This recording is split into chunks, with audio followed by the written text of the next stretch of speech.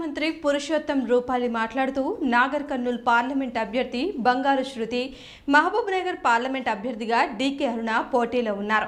బీజేపీలోకి తెరాస నుండి బీజేపీలోకి వచ్చినందుకు ధన్యవాదాలు తెలుపుతున్నారు.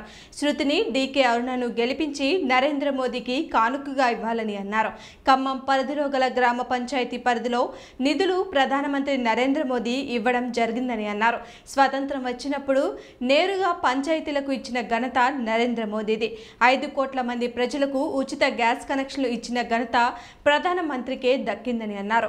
12,000 గ్రామాలకు విద్యుత్ లేని గ్రామాలుగా గుర్తించి వాటికి విద్యుత్ అందించిన ఘనత నరేంద్ర మోదీని కొనియాడారు. అందుకే चाहता हूं कि आप मोदी जी की टीका करिए, आप मेरी पार्टी की टीका करिए, आप मेरे कैंडिडेटों की टीका करिए, मगर आपके मुंह से इस देश के जवानों का मॉरल टूटे ऐसी एक भी बात मत कीजिए. नहीं सभा हुआ है उसकी साबिती चाहिए, उसके सबूत चाहिए. मीर जब करो एक कफन बांध के मौत को मुट्ठी में लेके हमारे जाबाज जवान सरहद को क्रॉस करके ऐसे आतंकवादियों को मार के वापिस आ जाते हैं, इसको सर्जिकल स्ट्राइक कहते हैं. क्या वो लोग वहां उतर के सर्जिकल स्ट्राइक करने के बाद उस गांव के सरपंच को बुलाए और बताए कि आप यहाँ इतने कितने लोग मरे हैं, इनके थोड़े नाम हमको लिख दो, उनकी पहुंच दे दो, क्योंकि हिंदुस्तान में अब ऐसे लोग भी पैदा हुए हैं, इनको हमें पहुंच देनी पड़ेगी. तो इलेक्ट्रिसिटी विभाग का जायजा लेने के समय पता लगा कि हिंदुस्तान के 18,000 गांव में अभी तक बिजली नहीं थी. ये पूर्व में जिन्होंने सरकारें चलाई, 3 पीढ़ियों ने प्रधानमंत्री के रूप में काम किया, ये लोग ये नहीं बताते हैं कि 18,000 गांव में बिजली के खंभे तक क्यों नहीं पहुंचे. वहां लोग मोदी जी के मंत्रिमंडल का एक गद्वार की सभा में इतने महानुभावों की उपस्थिति में विश्व के सामने बोल सकता हूं कि आज हिंदुस्तान में एक भी ऐसा गांव नहीं है जहां बिजली नहीं है. 2019 में हमें ये कहने का अवसर मिला कि हमारे देश में सभी गांवों में बिजली पहुंच गई है. गया है. मैं आपसे करबद्ध प्रार्थना करने के लिए आया हूं कि हिंदुस्तान का नाम आज जो विश्व में बनाया गया है, हमारे साथी जितेंद्र भाई बता रहे थे कि आज हम देश में उस ताकत पे पहुंच गए जहां विश्व के 3 ही देश जो कारनामे कर सकते थे, अकेला अमेरिका, चीन और रशिया, ये 3 ही देश थे जो उपग्रहों को टारगेट करके उस पर वार कर सकते थे. ये सिद्धि पहली बार हिंदुस्तान के वैज्ञानिकों ने हासिल कर ली. పార్లమెంట్ అభ్యర్థి బంగారు శృతి మాట్లాడుతూ అక్క ఆశీర్వాదం నాకు మెండుగా ఉండాలని దీవించారు. నా తండ్రి ఆశీర్వాదంతో పాటు కార్యకర్తలతో కలిసిమెలిసి ఉన్నప్పుడు నీకు విజయం వర్తిస్తుందని ఆనాడే చెప్పారు. వెనకబడిన జిల్లాలో 2 ఆదిశక్తులు పోటీలో ఉన్నారు. మీరు విజయం సాధిస్తే వెనకబడిన జిల్లాలను అభివృద్ధి పదంలోకి వస్తుందని ఆశాభావం వ్యక్తం చేశారు. 2014లో గెలుపొందిన తర్వాత ముందుగా స్వచ్ఛ భారత్ కార్యక్రమం చేపట్టి మహిళల ఆత్మగౌరవం కాపాడిన వ్యక్తి నరేంద్ర మోదీ. రాజ్యసభ వెళ్ళడానికి అని ఇక్కడ నా గురించి ఓటు అడగడానికి వచ్చారు అని మా నాన్నగారు నాకు ఒకటే నేర్పించారు. బంధం, అనుబంధం, మంచితనం. ఆయన ఏమన్నారంటే, కార్యకర్తలతోని లేదా ప్రజతోని నువ్వు ఎంత అనుబంధంగా వాళ్ళతో మంచిగా నడుచుకుంటావో వాళ్ళ ఆశీర్వాదం నీకు ఎప్పుడూ ఉంటుందని.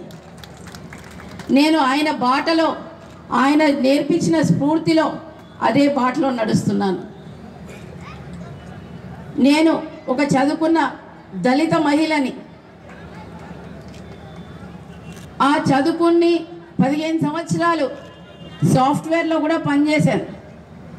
చేసిన తర్వాత మా నాన్నగారి అడుగుజాడల్లో నడుస్తూ ఈ పాలిటిక్స్లో మా నాన్నగారు ఎంతవరకు ఎక్కడ వదిలేశారో అది ఎవ్వరూ మర్చిపోవద్దు అని అక్కడ నుండి నేను కంటిన్యూ చేద్దాం, దేశ ప్రజలకు సేవ చేద్దామని అక్కడి నుండి నేను స్టార్ట్ చేశాను. నా వాళ్ళ మధ్య అని చెప్పాను. అయితే అన్న ఒకటే మాట అన్నారు, మీ వాళ్ళు మా వాళ్ళు కాదమ్మా, ఇప్పుడు అందరు మన వాళ్ళు అని. అయితే నేనన్నా అవునన్నా తప్పని నా తప్పు, ఇప్పుడు అందరం మన వాళ్ళే, ఎవరు మీ వాళ్ళు మా వాళ్ళని లేరు, అందరు మన వాళ్ళే అని. అంటే అంత పెద్ద ఆలోచన ఉన్న మనిషి, ఇంత పెద్ద అక్క బిడ్డలాగా నన్ను ట్రీట్ చేసిన ఇద్దరు మనుషుల కింద నేను పనిచేయడం, వాళ్ళ ఆశీర్వాదం నాకు దొరకడం నాకెంతో అదృష్టం. ఈ అదృష్టం ఎవ్వరికీ కలగదు, కానీ ఆ అదృష్టం మా నాన్నగారు నాకు ఇచ్చిన సంస్కారం వల్ల, లేదా మంచి మనిషిలాగా ఫస్ట్ నువ్వు ఉండాలి అనే ఆశీర్వాదం వీళ్ళిద్దరి ద్వారా కూడా నాకు దొరకడం నా అదృష్టం. అది పడచ్చు నిర్మలా సీతారామన్ గారి చేతిలో పెట్టారు. మరియు మనం అందరము అనుకునే చిన్నమ్మ సుష్మా స్వరాజ్ గారు ఈరోజు మనం తెలంగాణ తీసుకొని ఇంత సంతోషంగా ఉన్నాము అని అంటే సుష్మా స్వరాజ్ గారు ఆ రోజు పార్లమెంటులో మాట్లాడి ఆ బిల్లును సపోర్ట్ చేయకపోతే ఈరోజు మనకు తెలంగాణ వచ్చి ఉండేది కాదు. మహబూబ్ నగర్ పార్లమెంట్ అభ్యర్థి డీకే అరుణ మాట్లాడుతూ కాంగ్రెస్ పార్టీలో పనిచేసి ప్రజల మన్ననలు పొందారు. ఆర్డీఎస్ కోసం నిరాహార దీక్ష, పాదయాత్రలు, ప్రాజెక్టుల కోసం ఎన్నో ఉద్యమాలు చేసి గద్వాల్ అభివృద్ధి కోసం పాటుపడ్డాడు. వైఎస్ఆర్ హామీతో 2 ఆకుల గుర్తు మీద గెలుపొంది మీ అభిమానంతో 35,000 మెజార్టీతో విజయం సాధించారు. వైఎస్ఆర్ హయాంలో మంత్రులుగా మహిళలకు పెద్దపీట వేశాను. కాంగ్రెస్ పార్టీ నుండి గెలుపొందిన నాయకులు తెరాస వైపు పరుగులు పెడుతుంటే దానిపై మాట్లాడే కాంగ్రెస్ నాయకత్వం లేకపోవడం శోచనీయం. అందుకే నేను బీజేపీ వైపు వెళ్లడం జరిగిందని ఆమె తెలిపారు. నేను మహబూబ్నగర్ పార్లమెంటు నుంచి పోటీ చేస్తా ఉన్నా. మహబూబ్నగర్ పార్లమెంటులో ఈరోజు బీజేపీ పార్టీ విజయం సాధించబోతా ఉంది. వాళ్ళంతా కూడా ఈ దేశ రక్షణ కావాలని కోరుకుంటున్నారు. ఏ గ్రామానికి వెళ్ళినా, ఎక్కడికి వెళ్ళినా తండోపతండాలు, గుంపులుగా మొన్ననే మేము కేసీఆర్కి వేసినాం, మొన్ననే ఆయన ముఖ్యమంత్రి కావాలంటే ఓటు వేసినాం. ఇది ముఖ్యమంత్రి ఓటు కాదు, ఇది ప్రధానమంత్రి ఓటు. ఇది ప్రధానమంత్రికి వేస్తాం నరేంద్ర మోడీ అని ప్రతి ఊర్లో ప్రతి ఒక్కరు అవ్వ, తాత, అక్క, చెల్లి, అన్న, తమ్ముడు ప్రతి ఒక్కరు కూడా మాట్లాడుతూ ఉన్నారు. ఈ ఓటు ఎందుకు కేసీఆర్కి వేయాలి?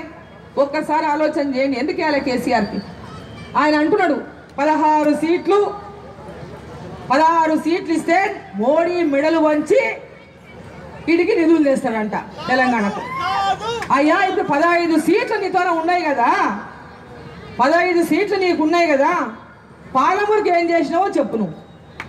ఈ పాలమూరు జిల్లాకు ముఖ్యమంత్రిగా కేంద్రం నుంచి ఏం నిధులు తీసుకోవాల్సినటువంటి విషయాన్ని మనం అందరం కూడా గుర్తుపెట్టుకోవాల్సినటువంటి అవసరం ఉంది. ఆ దిశగా కాకుండా మన ఇక్కడ ఉన్నటువంటి కేసీఆర్ గారు ఏమంటారు, అక్కడ సర్జికల్ స్ట్రైకే జరగలేదు, ఆడ ఒక చీమ కూడా చచ్చిపోలేదు, ఈయన పోయి చూసి వచ్చిండా? ఆయన పోయి చూసి వచ్చిండా? ఆయన పడుకునేది ఫామ్ హౌస్లా. ఆయన ఏం చూసిండని? మన దేశాన్ని అగౌరవపరిచే విధంగా ఒక రాష్ట్ర ముఖ్యమంత్రి మాట్లాడుతున్నాడంటే ఈ దేశం మీద ఆయనకున్న భక్తి ఏమి, గౌరవం ఏమి ఒక్కసారి మనం అంతా కూడా ఆలోచన చేయాలి. మరి ఇంకొకటి చెప్తాడు ఆయన, హిందువులు బంధువులు అంట. మన దేశమే హిందూ దేశం, మన దేశం ఈ భారతదేశమే హిందూ దేశం అంటే మనని మనం అగౌరవపరచుకోవడము, మనని మనం తిట్టుకోవడము. ఈ భరతమాత, ఈ గడ్డ మీద పుట్టినటువంటి ప్రతి ఒక్కరూ కూడా ఈ భరతమాత బిడ్డలు. మన దేశంలో అనేక కులాలు ఉన్నాయి, అనేక మతాలు ఉన్నాయి. మతాలు ఎన్నున్నా, కులాలు ఎన్నున్నా ఈ కేసీఆర్ కిట్ అంటే కేసీఆర్ కిట్టు కేంద్ర ప్రభుత్వం నుంచి వచ్చే నిధులతో వస్తున్నది. ఇక్కడ మాత్రం పేరు కేసీఆర్ కిట్టు పెట్టుకున్నాడు. మరి గర్భిణీ స్త్రీలకంతా మొదటనేమో బరా ఇచ్చే. ఇప్పుడు ఎన్ని వచ్చినాయి కిట్లు అడగండి ఒకసారి. ఎలక్షన్లు అయిపోయినాక ఎన్ని కిట్లు వస్తున్నాయి ఒకసారి అడిగిరండి. ఆసుపత్రిలో ఎంతమందికి వచ్చినాయి? అన్నీ మోసమే. ఇంకా చాలా ఉన్నాయి చెప్పాలంటే. నేను మళ్ళీ మహబూబ్నగర్లో మీటింగ్ పోయేది ఉంది, మళ్ళీ మస్తు ఉంది, మాట్లాడుకుందాం. రేపు లోకల్ బాడీ ఎలక్షన్లు వస్తున్నాయి, మస్తు చెప్పుకుందాం. ఈరోజు కేంద్రంలో ఖచ్చితంగా నరేంద్ర మోడీ గారి ప్రభుత్వం వస్తేనే ఈ తెలంగాణకు న్యాయం జరుగుతుంది. కేసీఆర్ లాగా కేసీఆర్ ఏం చెప్తాడు, మనం మొన్నటిదాకా ఎమ్మెల్యే ఉంటే మీ కాంగ్రెస్ పార్టీలా, ఈడ ఏ పథకం ఇవ్వాలంటే అక్కడ కాంగ్రెస్ పార్టీ ఎమ్మెల్యే ఉంది, వీడికి ఏం రావు. కాంగ్రెస్ పార్టీ ఎమ్మెల్యే ఉంది, వీడికి ఏం రావు. గట్టు లిఫ్ట్ కూడా మన తెలవకుండానే పోయి ఓడిపోయి ఆడ వెనుకపోయి వచ్చాయి. మరి ఈయన కేసీఆర్ ముఖ్యమంత్రిని పక్కన పెట్టిపోయి మోడీ నరేంద్ర మోడీ ఈయన కేంద్ర ప్రభుత్వానికి ఇస్తా అని చెప్పలేదు. మరి ఈ పాలమూరు నుంచే నువ్వు ఎంపీ అవుతివి, ఈ పాలమూరు నుంచి ఎంపీ అయ్యే నువ్వు ఢిల్లీకి పోతివి, ఉద్యమంలో తెలంగాణ వచ్చినాక ముఖ్యమంత్రి అవుతివి. మరి ఈ పాలమూరు జిల్లా మీద ఎందుకు ప్రేమ లేదు? ఈ వలస పోయేటటువంటి వాళ్ళు, బతుకు తెరువు కోసం ఎక్కడెక్కడో పోయేటటువంటి వాళ్ళు, మరి ఈ ప్రాంతంలో ఒక రూరల్ ఏరియాస్లో చిన్న స్కిల్ డెవలప్మెంట్ ప్రోగ్రాంలు పెట్టి ఉద్యోగ అవకాశాలు కల్పించాలని కానీ కేంద్ర ప్రభుత్వంలో పెద్ద ఎత్తున స్కీమ్లన్నీ ఉన్నాయి. మరి ఎందుకు కిందికి తీసుకొచ్చి ప్రాంతాల్లో తీసుకురాలేదు? మరి ఇట్లాంటి అనేక కేంద్ర ప్రభుత్వం నిధులన్నింటినీ కూడా తన అవసరాల కోసం, తనకు లంచాలు ఏడ వస్తాయి, తనకు ఎక్కడెక్కడ పెద్ద పెద్ద సంచులు వస్తాయి, వాటి కోసం వాడుకున్నాడు తప్ప మిషన్ భగీరథ కేంద్రం నుంచి పెద్ద ఎత్తున నిధులు వచ్చినాయి. ఇప్పటిదాకా ఇంతమంది ఈరోజు బీజేపీ పార్టీలో పనిచేస్తూ ఉన్నారు అంటే ఇంతకుముందు ఉన్నటువంటి ఆ భావాన్ని నేను అందరూ ముస్లిం సోదరులను అందరినీ కోరుతున్నా. మీకు అందరికీ కూడా నా యొక్క భావజాలాలు తెలుసు, అందరికీ తెలుసు. కాబట్టి మీరు కూడా అందరం కూడా కలిసిమెలిసి ఉండాల్సినటువంటి ఒక దేశం ఇది. కాబట్టి వేరే రకంగా ఎవరు కూడా దయచేసి ఆలోచించకూడదు. ఇది భారతీయ జనతా పార్టీ అంటే ఒక హిందువుల పార్టీ అనేటటువంటి ఆలోచన ఉన్నటువంటి మైనారిటీ సోదరులందరూ కూడా వారిని ఆ భావాన్ని మన మనసులోంచి తొలగించాలని మనం అందరం కలిసిమెలిసి ఉండాల్సినటువంటి దేశం మన భారతదేశం అనే సందర్భాన్ని తెలియజేస్తా ఉన్నాం.